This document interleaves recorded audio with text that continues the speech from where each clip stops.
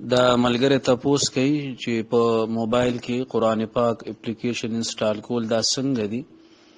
حالانکه دغه موبایل منګه ځان سره باتروم ته وړو نو د دې حکم څه دی؟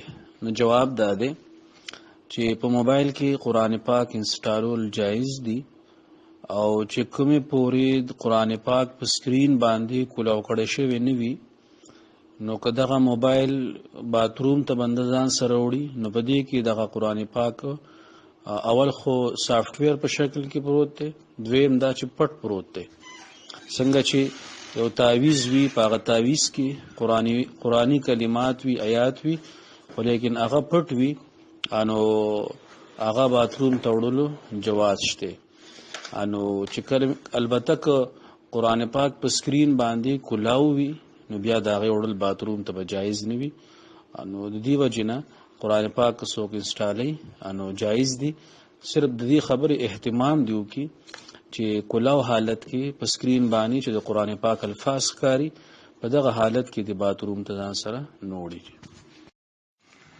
دا ملګری تپوس کوي چې یو دکاندار دی او هغه سودا اغستې ده او فی الحال د هغې ریټ راغورځېدلی دی خو جمې کې هغه ګرانه خرڅېږي. نو دی وایي چې جمې کې هغه ګرانه خرڅول جایز دي او که ناجایز دي. نو جواب دا دی چې کله بنده څه سودا واخلي او بیا د هغه ارزانه شي نو چې څنګه دکاندار په ارزان قیمت باندې هغه خرڅوي بیا مجبورین او تاوان پکې کوي ځکه چې د مارکیټ ریټ هم دغ کوي. نو دغه شانتې کې یو سودا بنده والی او هغه ګرانه شي نو هغه ګرانه خرڅول هم جایز دي. چې کوم د مارکیټ ریټ دی نو په هغې باندې خرڅول د سودا دا جایز دي. دا ملګری تپوس کوي چې یو کس دی په هغه باندې شهوت انتهایی زیات غالب دی او چې کله هغه غسل کوي نو ګناه ترې سره زد کېږي. نو د داسې کس امامت څنګه دی او د دې علاج څه دی؟ نو جواب دا دی چې حضور اکرم صلی الله علیه وسلم فرمایل چې که تاسو کې کوم یو کس باندې شهوت غالب وي نو هغه د نکاح وکړي او تر څو پورې چې د نکاح پروګرام نه جوړیږي نو هغه د روجې نیسي. دغه روجو سره به دغه هغې کې کمی راځي او به هر حال ګناه ډېر لوی ګناه دی، کبیره ګناهونو کې ګناه دی او د دې نه ځان ساتل دا ضروري دي او کبیره ګناهونو کې دی نو د داسې کس مستقل امامت بغیر د توبې نه مکروه تحریمی دی. دا ملګری د دارالفتاء جامعه بنوري ټاون یو فتوه دی رالیږلې ده چې په هغې کې د پبجي گیم په یو حصه باندې د کفر او د شرک حکم لګولی شوی دی. نو دی تپوس کوي چې دا فتوه حقیقت ته او که حقیقت نه ده. نو دا فتوه حقیقت ته خدا مختصر ده. دی کلیپ پسې هم د بنوري ټاون تفصیلی فتوه هغه زه تاسو درلیږم. په هغې کې یو خاص سټیج راځي او د بعضي مفتیانو د رای مطابق اوس پبجي گیم نه هغه سټیج هم ختم کړی دی.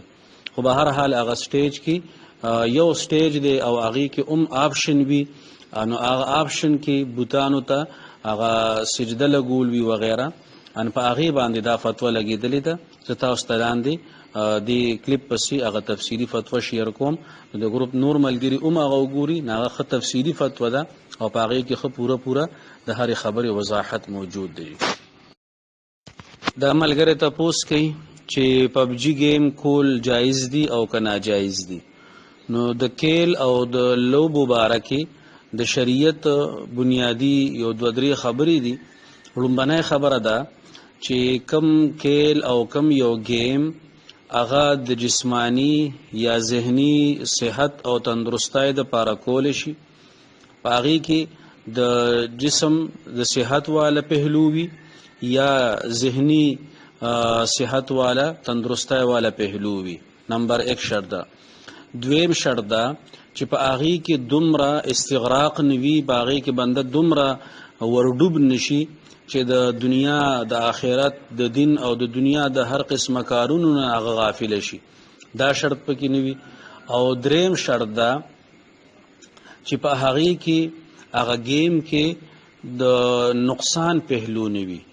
د جسم نقصان نه وي، د دنیا نقصان نه وي، د بل نقصان نه وي، د آخرت نقصان نه وي، نو دا درې شرطونه چې را یوځای شي نو داسې قسمه گیم کول دا جایز دي. اوس چې کومې پورې د پبجي گیم تعلق دی نو او نن سبا خدا ایشو ډیره زیاته چلیږي نو د ملګرو نه په معلوماتو سره دا معلومه شوه چې دا انتهایی نقصان ده گیم دی.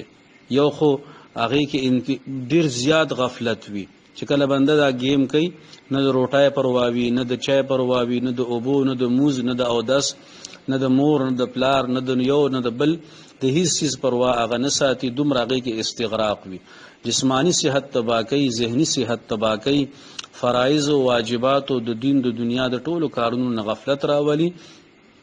او نو په دې وجه باندې دا گیم کول دا حرام دي، ناجایز دي او د دې نه ځان ساتل فرض او لازم دي.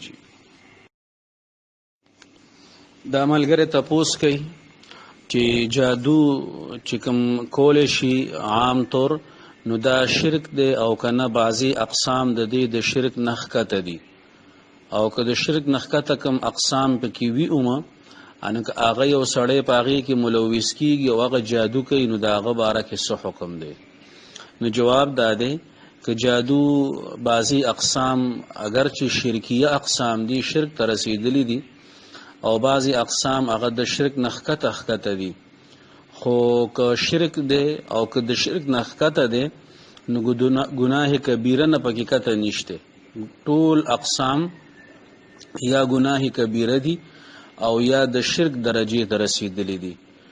عوام خلق هغه په دې باریکیاتو کې فرق نشي کولی چې کوم یو قسم د جادو هغه شرک په صورت کې دی او کوم یو قسم د جادو هغه د ګناه کبیره په درجه کې دی.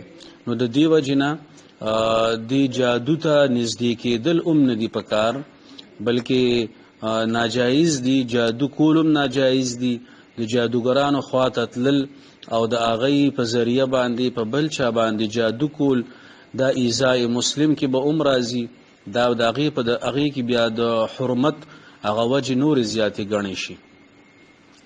نو د ټولو نه ښه خبره دا ده او بلکې ضروري او فرض او لازم خبره دا ده چې بنده د جادوګرانو خوا نه ځان وساتي، د جادو د قسمونو نه هر قسم چې وي د هغې نه ځان وساتي. او دا یو فضول بیکاره او انتهایی لا یعنی قسم کار دی، بلکې د آخرت په لحاظ سره د دنیا په لحاظ سره حد درجه نقصان ده کار دی. ځان ته هم بنده نقصان رسي، بل ته هم نقصان رسي. نو په دې وجه باندې د جادو نه مکمل طور اجتناب پکار دی، د دې نه ځان ساتل پکار دی.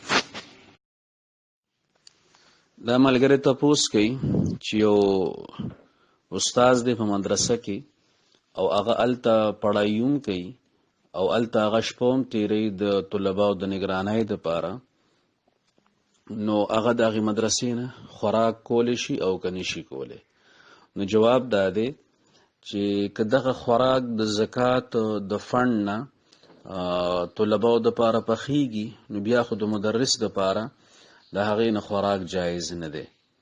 البته د هغې مدرس هم ضرورت دی چونکې هغه مدرسه کې وخت تېروي. نو مفتیانو حضراتو د هغې دپاره دا صورت لیکلی دی، دوه طریقې لیکلی دي.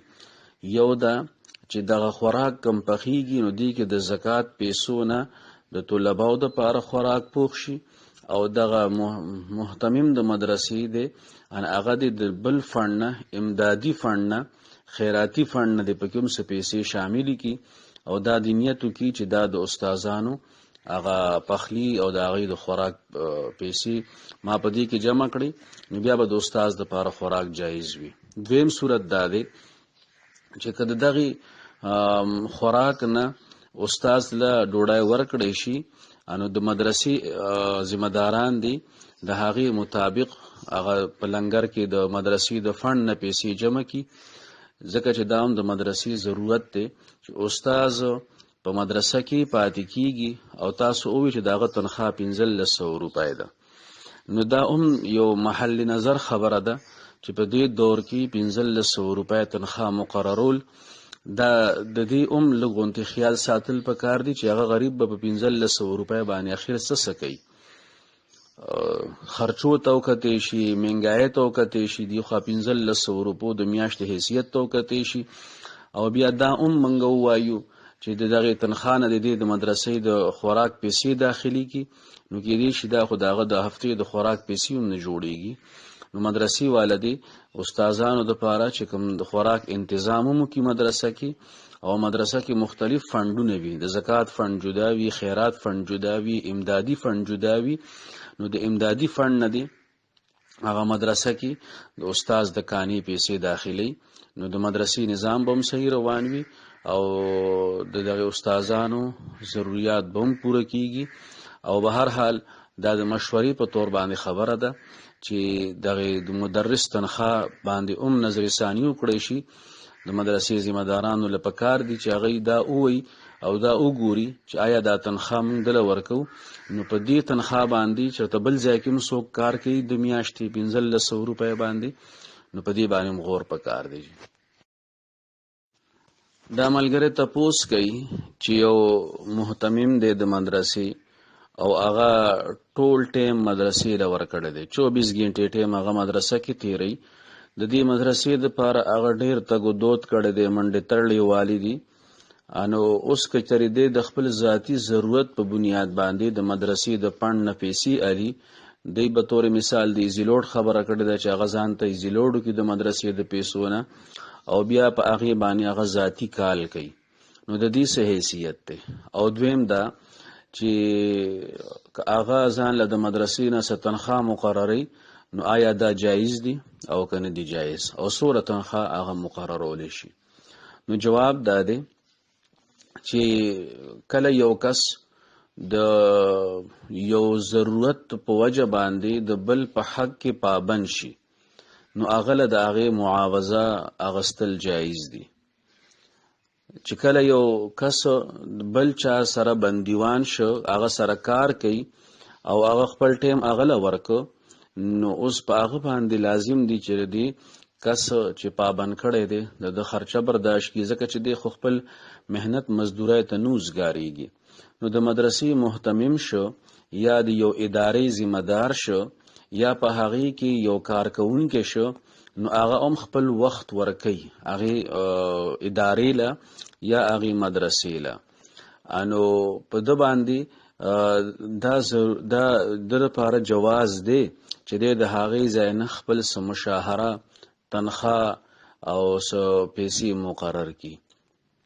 نو دا خو جایز ده چې محتمم دی هغه هم مدرسې له ټایم ورکړی دی او تاسو وایي چې 24 غنټې ورکړي دي، نو اوس په دې حالاتو کې خو به دی خپل څه مزدوري نشي کولی، مهنت به نشي کولی، او د سره به خپل ضروریات تړلي وي، د به کور وي، د به بچي وي، د هغې به د خوراک سکاک د علاج معالجې ضروریات دي، د هغې نه انکار نشي کېدی. نو په دې صورت حال کې د ده دپاره تنخواه مقررول جایز دي. چې د یو عام مدرس سوره تنخواه وي، نو که هغې مدرس له اضافي ذمه دارۍ ورکولی شي، نو بیا هغه ته تنخواه هم سیوا کولی شي. هغه ته موږ بونس وایو چې صرف یو کس دی هغه صرف تدریس کوي، صرف پړاوول کوي، د هغه یو تنخواه ده. بل طرف ته بل مدرس دی هغه پړاوول هم کوي، وسره یو بل خدمت هم د مدرسې کوي، مدرسه کې شپه تیری، نگرانی کوي د طلبا موز لپاسي، د هغې د خوراک سکاک انتظام کوي. نو دا یو اضافي د هغه ذمہ داري ده. نو که مدرسې والا د دغې ذمہ دارۍ په بنیاد باندې هغه له اضافي پیسې مقرروي، نو دا هم جایز دي. دغه شانتې د محتمم مثال دی، هغه باندې هم اضافي ذمہ دارۍ دي، نو د عرف مطابق هغه ځان له څه تنخواه مقررولی شي. د هغې موږ تحدید نشو کولی چې دوره تنخواه به مقرروي او د دې نه سیوا نشي مقررولی. چې کوم عام عرف دی نو د هغې مطابق د ځان له تنخواه د هغې نه مقرر کړي. او که چېرته د مدرسې کمیټي وي، داسې شورایي کمیټي وي یا تعلیمی کمیټي وي یا انتظامی کمیټي وي، هغې کې د باقاعده خپل مسله پیش کی، نو چې په مشوره باندې داغه د پاره کومه تنخواه مقرر شي، نو د مدرسې د فند نه چې هغه څنګه نورو ذمہ دارانو له او نور مدرسین له نور خدام له تنخواه ورکوي، نو ځان لوم تنخواه اغستی شي. بیا د هغې تنخواه نه که هغه ځان ته ایزي لوډ کوي، که هغه تنخواه هغه خوري که هر څه کوي، نو دا د هغه ذاتي حق دی. نو په دې طریقه باندې خو د مدرسې د فند نه پیسې اخیستل جایز دي، او بغیر د تنخواه د مقررولو نه او بغیر د څه تقرر نه براه راست د مدرسې پیسې په خپل ضرورت کې استعمالول د دې نه ځان ساتل پکار دي. بیا د دې ضرورت پته نه لګي چې دا به څومره ضرورت خو ډېر زیات دي، نو بیا د هغې څه موږ حدبندي هم نشو کولی. نو ښه طریقه دا ده چې دې ځان له تنخواه مقرر کړي، د هغې نه د خپل ضروریات پوره کړي، او براه راست د مدرسې پیسې په خپل ضروریاتو کې نه استعمالوي. دا ملګری تپوس کوي چې کله یو کس په سفر کې روان وي او د لمونځ دپاره جماعت ته ورشي او هلته کې مقامي امام لمونځ پړاوی، نو که دی د جمع سره شریک کېږي، نو د ده لمونځ به صفرانه وي او که نه پوره لمونځ به کوي. او دویم تپوس دا کوي چې دله څه کول پکار دي، ځان له صفرانه لمونځ کول پکار دي او که امامتی سره شریک کېدل پکار دي. نو جواب دا دی چې کله د جماعت ته ورشي په حالت سفر کې او هلته جمع ولاړه وي او د سره په ټیم کې گنجایش وو، نو د لمونځ کې شریک کېدل پکار دي. د جمع فضیلت به هر حال ډیر زیات دی، نو د ځان لمونځ کولو کوشش نه پکار، امامتی کې شریک کېدل پکار دي. او چې کله د امام سره نیت تړي او دته دا پته چې امام مقیم دی، نو دی به د 4 رکعاتو نیت تړي او د لمونځ به د صفرانې نه واړېږي. د امام د اتباع او د تابعدارۍ د وجې نه د لمونځ به پوره لمونځ وي، 4 رکعاتو نیت به تړي، 4 رکعاته به کوي او د امامتی کوشش دې وکړي. دا ملګری تپوس کوي چې مونږ کوم ځای کې یو، نو هلته یو نابالغه ماشوم دی، نو هغه بانګ ووایي، نو دا بانګ کېږي او که نه کېږي. نو جواب دا دی چې کوم ځای کې بالغ حضرات وي، نو بیا خو هلته کې نابالغه له بانګ ویل نه دي پکار، بلکې افضل دا دی چې بالغ حضراتو کې یو کس بانګ ووایي. دویم صورت دا دی که هغه نابالغه هلک داسې وي چې هغه کې عقل وي، لکه بعضې نن سبا ماشوماني هغوی را بالغان شوي نه وي، خو لیکن که ته وله پیسې ورکړې نو سودا صحیح راړي او نور په کار باندې پوهیږي، نو د داسې نابالغه هلک بانګ ویل جایز دي. او دریم صورت دا دی چې نابالغه ماشوم وي او هغه پوهیږي هم نه، د هغه بانګ ویل ناجایز دي. او که دغه نابالغه هلک بانګ ووایي چې هغه نه پوهیږي په څه څیز باندې، نو دغه بانګ نه دی شوی او دوباره به دغه بانګ ویلی شي. دا ملګری تپوس کوي چې زموږ کلي کې نوی جومات جوړ شو، نو د مشرانې زنانه هغوی د دې خبرې خواهش کوي چې موږ به جومات ته لاړې شو، هلته به ختم وکړو. دوی دا تپوس کوي چې د دوی دپاره راتلل د دې شرعي حکم څنګه دی. نو جواب دا دی چې جومات دا د الله تعالی کور دی او د مسلمان دپاره جومات ته تلو کې څه مسله نشته. زنانو دپاره هم تل جایز دي. د نبی اکرم صلی الله علیه وسلم بیبیانو ازواج مطهرات چې زمونږ د امت میندې دي، هغوی د نبی علیه الصلاة والسلام په جومات کې مسجد نبوي کې اعتکافونه کړي دي. نو د زنانو دپاره چې کله هغوی پاکیت کې وي او هغه خپل د ماهانه بیماری کې نه وي، نو جومات ته تلو کې څه مسله نشته. خو لیکن بل طرف ته ام المؤمنین عائشه رضی الله عنها فرمای چې د نبی علیه الصلاة والسلام په دور کې به زنانه جماعتونو ته تلي، لمونځ له به تلي. نو چا ورته وي چې اوس ولې نه ځي؟ نو هغوی ورته وفرمایل که چېرې نبي علیه الصلاة والسلام دا د زنانو د نن ورځې حال لیدلی وي، نو زنانه به د جومات نه منع کړی وي. دا د 1400 کالو لومبنۍ خبره ده. نو د فتنې دور دی او جومات ته د زنانو په تلو کې قسمه قسم د فتنو خطر وي، نو اگر چې د اتلل جایز دي خو لیکن که اجتناب تی وشي نو دا به ډیره زیاته بهتر وي. او بل دار چې کوم یو سیز په لومبي ځل باندې په یو نیکه جذبه شروع شي نو بیا د هغې نه رواجم جوړ شي. انو کدا ترتیبونه شروع شو ان بیا به هغه دیکادې کې په عالم کې هغه زنانه به جماعت لرتلو کوشش کوي چې کومې زنانه هغه ماهواره کوي، هغه د جماعت د تقدس نه او د جماعت د عظمت نه دومره ډېری واقف نه وي. انو د دې خبرې په کوم یو احتمال موجود دی، نو که هغه کور کې ختم وکي انو جماعت اسیم د خیر او د برکت ځای دی، نو دا کور کې موږ کول نبی علیہ الصلوۃ والسلام فرمایي زنانه د پاره ډیر بهتر دي. په صحن کې د موږ نه برامده کې موږ بهتر دی، برامده کې د موږ نه ستانه کې موږ بهتر دی. نو چې د زنانه موږ مسله په کور کې ډیره بهتره ده، نو چې د دې کور کې څومره ډیر ناسته وي دا به ډیره بهتر وي، نو د دې نه احتراز بهتر دی. دا ملګری تپوس کوي چې مونږه سعودي عرب کې پاتې کیږو او دلته چې څنګه د ماسپخین ټیم داخل شي د جمعې پر ورځ باندې د جمعې اذان وشي ورپسې فوري طور خطبه شروع شي، نو مونږ ته پکې د سنتو ټیم نه ملاويږي، 4 رکعات سنتو. دوی تپوس کوي چې زمونږ د پاره څه حکم دی؟ نو جواب دا دی کچري د ماسپخین ټیم شروع کېدو نه پس فوري طور تاسو ته د سنت ادا کولو موقوي، نو اگر که بانګ نه وی ویلې نو تاسو د بانګ نه مخکې سنت ادا کول شي په شرط د دې چې د ماسپخین ټیم داخل وي. د سنتو د پاره د بانګ ویل ضروری نه دي. کچري په دغه وخت کې نشي کېده نو د خطبه په دوران کې سنت کول جایز نه دي. بیا به تاسو د جمعې د مونځ نه پس چې کوم 6 رکعات سنت وي 4 رکعات اول 2 رکعات ورپسې نو هغه وکي او ورپسې بیا د لومبني پاتې شوي 4 رکعات سنت وکي. نو طریقه دا ده. البته که چېرې د 4 رکعات پاتې شوي سنت د فرض نه بعد تاسو مخکې کوي دا 6 رکعات ورپسې رستو کوي نو دام جایز دي، خو افضل دا دي چې 4 رکعات سنت پاتې شوي دا د جمعې د مونځ نه پس آخر کې وکړي شي، دا غیر مخکې 6 رکعات سنت وکړي شي.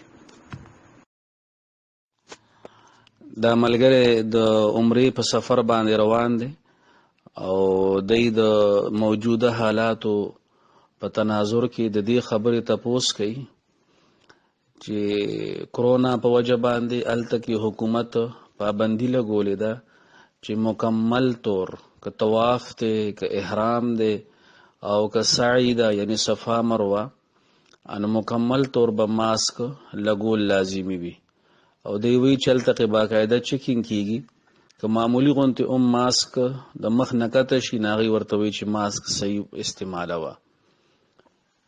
نو د احرام په حالت کې د عمرې په تمامو افعالو کې مسلسل ماسک استعمالولو باره کې د شریعت د حکم تپوس کوي.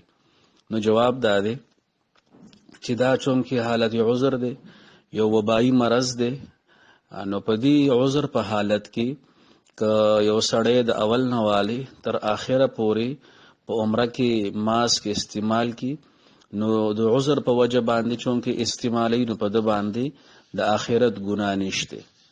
البته چون کې احرام کې مخ پټول دا جایز نه دي، نو په دې وجه باندې په د باندې با دنیا کې جزا راځي. نو که تاسو عمره کې ماسک استعمالوي مسلسل او ټول عمره په ماسک کې ادا کړه ان بیا تاسو دریو کارونو کې چې یو کار کوي نو د دنیا هغه جزا هغه به ختم شي. یو دا که دم ورکوي نو دم نه مراد یو پیسکوره یا یو بیزا یا ګډ یا ګډه وغیرہ ان هغه به حدود حرم کې دن علالوي او که دا نشي کوله نو بیا 6 مسکینان یعنی 6 غریبانانو ته به صدقه ورکوي او صدقه به داسې ورکوي چې هر یو غریب ته 2 کیلو غنم یا د هغې قیمت به ورکوي. هر یو غریب ته 2 کیلو غنم یا د هغې قیمت، او دا به 6 مسکینانو ته ورکوي. او که دا هم نشي کېدی نو بیا 3 ورځې روجې نیسل دي. او دا 3 ورځې روجې که مسلسل نیسلی شي نو هم صحیح ده، او که نه وقفې سره نیسئ، یو روجه ونیسله بیا څه ورځې وقفه وکړه بیا روجه ونیسله، نو دا هم جایز ده. نو الله تعالی دې ستاسو عمره قبوله کړي. الله تعالی دې ستاسو سفر د خوشحالو د دنیا او د آخرت دواړو لحاظونو سره وګرځي. او الله تعالی دې زمونږ د ګروپ ټول ممبران الله تعالی دې سره د ټولو مسلمانانو د دغه مقدس مقاماتو ته بیا د ایمان او عافیت سره بوزي. الله تعالی دې تاسو د عمره قبوله کړي، او موږ ته او زمونږ د ګروپ ملګرو ته او پوره مسلمانان هغه په خپل خصوصي دعاګانو کې یاد ساتئ. جزاکم الله خیر. دا ملګری تپوس کوي چې یو کس سره د سود پیسې دي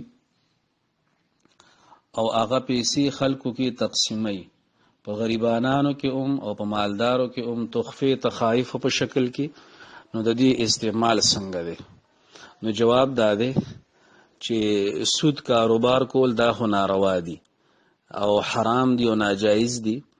خو که چېرې یو سړي چېرته بینک کې پیسې کېښودې وي پویه نو، او په داسې اکاونټ کې کېښودې وي چې هغې سره سود راغی، نو بیا مفتیان حضرات فرمایي چې دغه د سود پیسې دې راواخلي او بغیر د ثواب د نیت نه او بغیر د غریب ته د ویلو نه هغه دې صدقه کړي. دا صدقه کول په ده باندې لازم دي. دا به د ځان نه لرې کوي او د ثواب نیت به پکې نه کوي، او هغه چاله چې ورکوي نو هغه دې داسې افرادو له ورکوي چې هغه انتهایی مستحق وي. زیات مستحق افرادو انتخاب دي اولا وکړي، او مالدارو له دې ورکولو کوشش نه کوي، ځکه چې دا د دې صدقه کول واجب دي. نو دا په غریبانانو باندې پکار ده، او هغې ته دې وایي نه چې دا د سود پیسې دي، بس هغې له دې ورکړي، نو هغې دپاره استعمال جایز دی. دا ملګری تپوس کوي چې یو کس اودس وکړي، د هغې نه پس ویښته کټ کړي د بدن د یو ځای نه، او یا نکونه کټ کړي، نو په ده باندې دوباره اودس کول ضروري دي او که ضروري نه دي؟ نو جواب دا دی چې په ده باندې دوباره اودس کول ضروري نه دي. د اودس نه پس ویښته کټ کول هم جایز دي، نکونه کټ کول هم جایز دي، او په دې سره په اودس باندې هیڅ قسمه فرق نه پرېوځي. دا ملګری تپوس کوي چې یو کس و هغه بیمار و، هغه منښته وکړه که چېرې الله پاک ماله صحت راکړه نو زه به یو خیراتي دیګ پخومه، خو لیکن هغه کس وفات شو. نو د دې منښتې باره کې څه حکم دی؟ نو جواب دا دی چې هغه دا ویلو که چېرې ماله الله تعالی صحت راکړه نو زه به دیګ پخوم، نو چونکې هغه ته صحت میلاو نه شو او وفات شو، نو په دې وجه باندې شرط پوره نه شو، نو په هغې کس باندې د دیګ پخول لازم نو چې بیا ورثه د هغه طرف نه دغه منښته پوره کړي. دا په هغه نو لازم شوي که صحت ورته میلاو شوی وي او بیا د هغې نه پس وفات شوی نو بیا خو پې لازم وو، او که صحت نو میلاو شوی نو په هغه باندې دا دیګ پخول لازم نه دی. دا ملګری تپوس کوي چې ټیلینار کې ایزی پیسا اکاونټ وي، هغې کې چې کله 1000 روپۍ کېدي د 1000 نه بیلنس نه کمی، نو د روزانه په بیس باندې هغه ته 100 منټس 100 MBs او 100 SMS روزانه ورکوي، او دا تر هغې وخته پورې ورکوي چې تر څو پورې هغه دغه 1000 روپۍ کمې کړي نه وي. نو دی وی چې دې کې څه ګناه شته او که نشته؟ نو جواب دا دی چې دا 1000 روپۍ چې کوم دی اکاونټ کې کېدي د دې حیثیت د قرض دی، دا قرض دی.